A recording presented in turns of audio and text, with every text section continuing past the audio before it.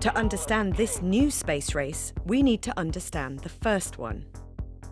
The first space race back in the 1960s was all about the United States of America and the Soviet Union trying to demonstrate their technological superiority as part of a much wider geopolitical battle to prove themselves the superpower of the world. Russia was the first to put an object, an animal, and a person into orbit. But in 1969, America won the race to put man on the moon. That's one small step for man.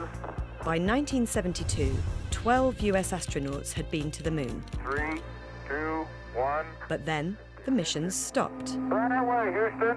Vector good. The reason the US didn't continue after 1972 is that the lunar exploration program was very expensive. It was billions of dollars, and President Nixon at the time pointed out that, well, we've already been there, and more importantly, we have defeated the Soviet Union in this race.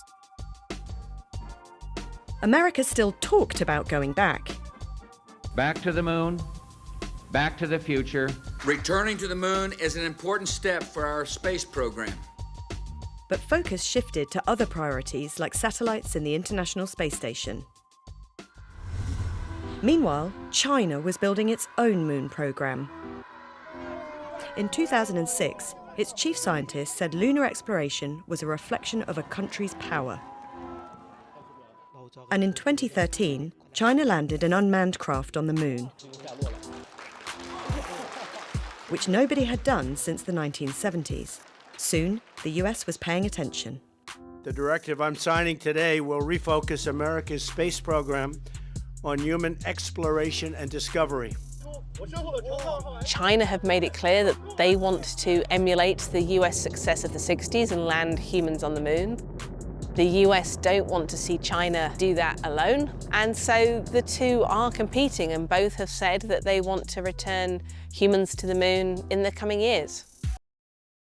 America has a multi-stage project to do that called Artemis. Hydrogen burn-off igniters initiate. The first step was an unmanned orbit of the moon in 2022. 4-stage engine start. In step 2, astronauts will orbit the moon for the first time in more than 50 years. But there aren't plans to land people on the surface until step 3, in 2027 at the earliest. Progress now is slower than in the first space race. One reason for that is concerns about safety. The appetite for risk back then was much greater than it is now. In many ways, the Apollo astronauts were very lucky. Space is a risky business. The rocket is hundreds of tons of exploding fuel. NASA has built a new rocket called the Space Launch System to get its astronauts to the moon. And private companies like SpaceX and Blue Origin are building the technology needed to land. This is to try and keep costs down. But some have said it's one of the reasons the Artemis program has had delays. Look at the architecture that we have developed to land American astronauts on the moon. Fire. It is extraordinarily complex. It is highly unlikely that we will land on the moon before China. China's goal is to send humans to the moon by 2030. And it says it isn't in a race with the US. 中国无意和任何国家搞太空竞赛，我们也不谋求所谓的太空优势。 But China's president, Xi Jinping, says its ambition is to be a space power. American officials are clear how they feel about that. We cannot lose the moon and lose the race to the moon to China. If we fall behind, if we make a mistake, we may never catch up, and the consequences could shift the balance of power here on Earth. As the US and China's programs have developed, so have two sets of plans for the moon. On one hand, we have the US-led Artemis Accords that about 60 nations have signed, including India, which is a major spacefaring nation. On the other hand, you have China that is leading the International Lunar Research Station. Russia is a main collaborator, and about 10 nations that have joined that side. Both the American and Chinese programs aim to have permanent bases on the moon, and getting there first may be the key. The moon is the size of Africa, and there are only some regions on the moon that has resources. You basically are there first, and you have permanent infrastructure. Then if another nation has to land there, they have to take your permission. Focus is on the moon's south pole, because frozen in its deep craters, there's water. This is essential to support human life on the moon, not only for astronauts to drink, but because water is made from hydrogen and oxygen, that oxygen could be extracted to give them air to breathe.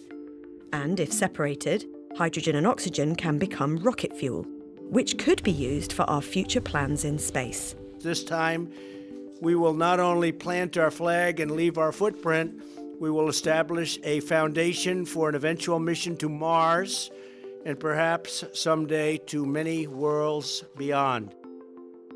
So their argument is that the moon is going to serve as that base of infrastructure, human ingenuity, where you actually utilize lunar resources to build your capacity.